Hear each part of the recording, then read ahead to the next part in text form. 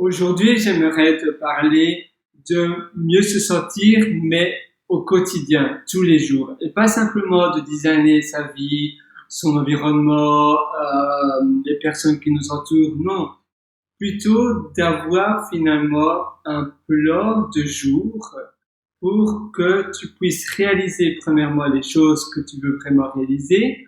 Deuxièmement, pour que tu puisses finalement accomplir tout ce que tu peux accomplir et tout ce que tu veux accomplir à la fin de la journée. Bon, finalement, réaliser, accomplir, c'est similaire, mais les réalisations, c'est finalement les choses parfois qui viennent durant la journée ou bien c'est des choses un peu plus vagues, c'est des choses un peu moins concrètes.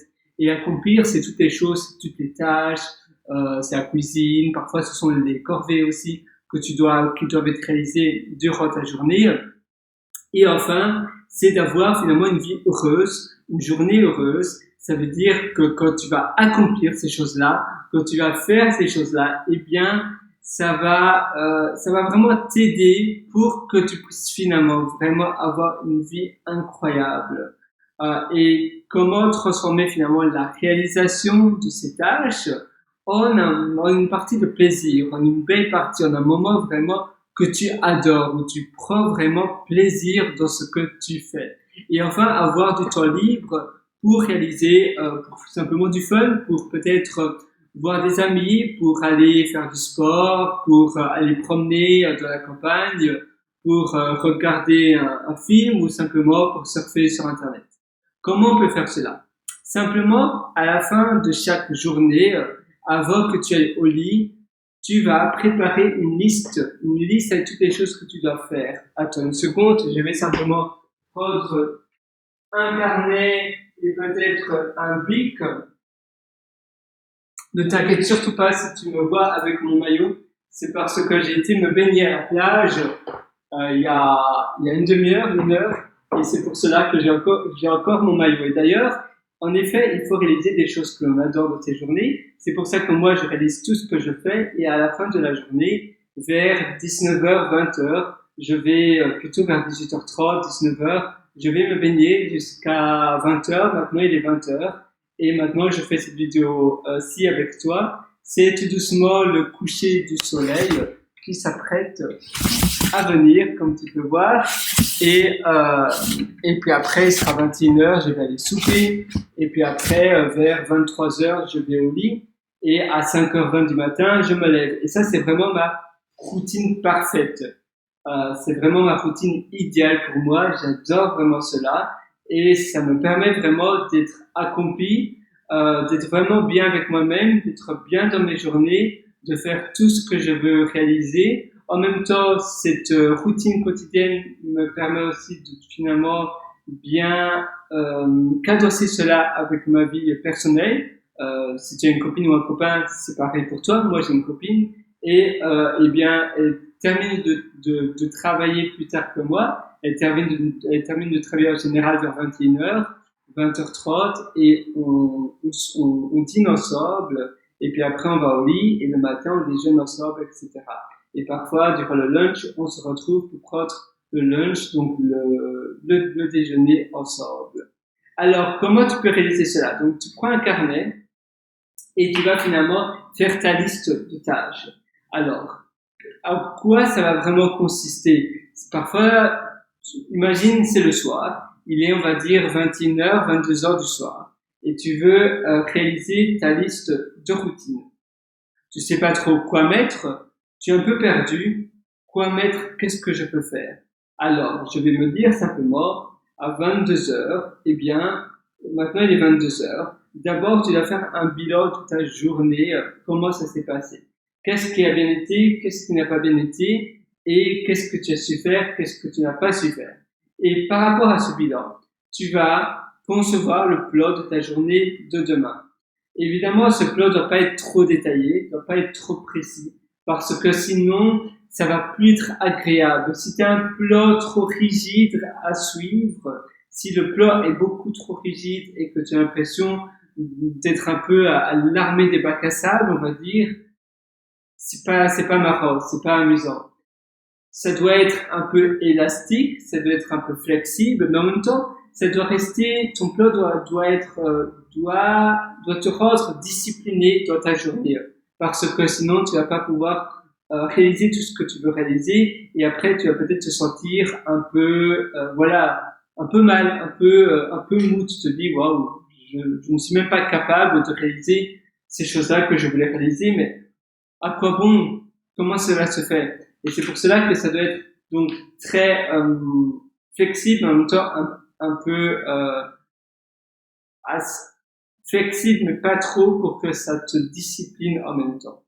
Moi, personnellement, j'imagine les 22 heures, même si maintenant il n'est pas encore 22 heures, je fais cela en général après avoir fait la vaisselle et je me dis 22 heures, numéro 1, eh bien, le bilan de ma journée, je note simplement les plus et les moins. Puis après, je me dis pour demain, je me lève le matin, pour ma part, je me lève à 5h20 du matin. Pour toi, ça sera peut-être autre chose, ça sera plus tôt ou plus tard.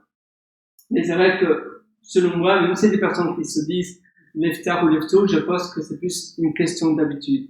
Parce que je connais plein de personnes qui se disaient toujours, moi, je suis fait pour me lever tard, je suis plutôt couche tard, donc je suis vraiment quelqu'un de la nuit. Et puis après, avec le temps, eh bien, cette personne-là a changé ses habitudes et est maintenant un couche tôt, lève très très tôt. Et moi, c'était pareil. Avant, je pensais vraiment être un hibou de nuit. J'adorais être rester réveillé la nuit. Je codais, je programmais énormément durant la nuit. J'étudiais énormément durant la nuit. Maintenant, je suis vraiment on va dire, couche tôt, lève très tôt. Très tôt, je voudrais me réveiller encore plus tôt que 5h18 du matin. Mais 5h18, c'est déjà, ça me satisfait déjà suffisamment. Et ainsi, en allant au lit à 23h tip-top, je dors 6h20 et j'ai la chance. En règle générale, on dit qu'on met 14 minutes à s'endormir. Moi, je m'endors directement, donc je suis assez chanceux. Mais je pense que si tu es vraiment régulier et que tu vas toujours au lit à la même heure et que tu te réveilles toujours à la même heure, eh bien, ton horloge biologique va vraiment se former sur ça et ça va te créer une structure qui, directement, juste avant 22 heures pour ma part, je me sens vraiment fatigué et c'est mon corps qui me dit, voilà, maintenant, Pierre, tu dois aller au lit. Et toi, ça devrait être pareil. Et alors, le matin, je me dis, demain matin, eh bien, je vais faire 30 minutes. Tu peux même trier tes journées par des thématiques. C'est-à-dire que je me dis, demain matin, je vais faire une journée spéciale thématique sur l'alimentation. Donc, si je crée des produits d'information, je vais parler d'alimentation, bien évidemment. En cuisinant, je vais aussi manger sainement et je peux même me filmer en cuisinant. En allant au bureau, peut-être, je vais eh bien préparer de la nourriture saine avant et je vais aussi le partager avec mes collègues. Ainsi, je partage de la nourriture saine. Et après, le soir, peut-être que je vais écrire un article ou bien je vais faire un vlog ou un post quelque part sur un réseau social par rapport à l'alimentation saine et les bienfaits de l'alimentation saine et bio. Ça serait mettons une journée de thématique. Ça pourrait être une journée avec une thématique tout à fait différente, spéciale, je ne sais pas, mémoire, ou bien spéciale, habits bizarres ou mode, ou voilà. Et alors tu fais des vidéos sur la mode, tu conçois des contenus, tu génères des contenus que tu postes sur les réseaux sociaux par rapport à cette thématique-là. Tu fais pareil en allant faire du shopping dans la rue, eh bien tu as un habit différent. Pendant un mois, pour ma part, je me suis amusé à toujours porter une cravate. N'importe où, même pour aller chez le coiffeur, même pour faire mes courses, même pour aller promener mon chien, pour tout et rien, même pour sortir les poubelles dehors, j'avais une cravate. Et c'était vraiment un challenge. Dès le lever du matin jusqu'au dodo, eh bien, je portais une cravate. Et j'aimais bien, et ça peut être aussi un mois thématique. Mais là, évidemment, ça ne se base pas sur un contenu. Parce que faire des contenus seulement sur la cravate, oui, tu pourrais enseigner comment concevoir des cravates et etc. Mais c'est un peu différent. Ici, on va vraiment, si tu veux faire une journée thématique, c'est bien, mais on va vraiment essayer que tu te bases 3 choses fondamentales au début de la journée. Qu'est-ce que tu veux faire dès le début de la journée? Des choses super importantes. Et tu les notes. 1, 2, 3. Et souvent, tu dois essayer de te lever alors peut-être plus tôt si c'est des choses plus conséquentes et tu dois absolument les faire avant, je ne sais pas, avant si tu as des enfants, avant que tes enfants se réveillent. Si tu as une moitié, un compagnon, une compagne, tu lui dis que voilà, tu n'es pas dérogeable jusqu'à mettons 9 heures du matin. Si tu vas au bureau à 9 heures et peut-être que tu dois partir de chez toi à 8 heures, eh bien si tu te dis je dois absolument faire ça et ça va prendre peut-être 3 heures, tu te lèveras plus tôt et tu te lèveras à 5 heures du matin par exemple, ou même à 4h30 du matin, et pendant une demi-heure tu t'apprêteras, tu te lèveras, tu te laveras, et puis après à 5 heures jusqu'à 8 heures tu feras la chose aux questions. Donc tu dois vraiment désactiver toutes les notifications et tu te dis voilà, je me suis levé tôt et c'est vraiment pour faire ça et pour faire rien d'autre, parce que c'est tellement tentant de surfer quelque part sur internet, tu vois un article intéressant et finalement tu oublies la priorité numéro 1, pourquoi tu étais là.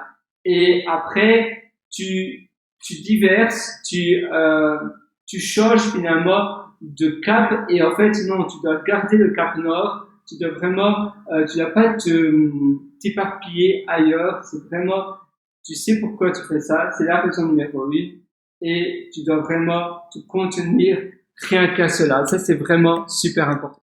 Alors, autre chose, c'est, donc toutes les choses super importantes, en général, elles doivent être faites le plus tôt, dès le lever. Il y a Brian Tracy qui dit cela très bien, il dit qu'il faut avaler le crapaud directement à la première heure. Parce qu'en effet, si on te force à avaler un crapaud horrible, gluant avec des horribles yeux, au plus tu attends, au plus ça va te prendre de l'énergie, ça va te prendre de l'énergie, ça va te prendre de l'espace mental et ça va te traumatiser et au plus dur ça sera. Au plus tu attends, au plus dur ça sera. Par contre, si tu le fais directement, tu penses même pas à ce crapaud, tu le prends et tu le manges, eh bien, on n'en parle plus, tu n'as même pas pensé à le manger ou à pas le manger, tu le fais directement parce que c'est, voilà, si on n'en parle plus, c'est fait. Mais si tu as quelque chose de douloureux à faire, au plus tu attends, au plus ça prend de l'espace et du volume et un niveau on va dire, un niveau cérébral élevé, eh bien, au plus dur, ce sera de le faire.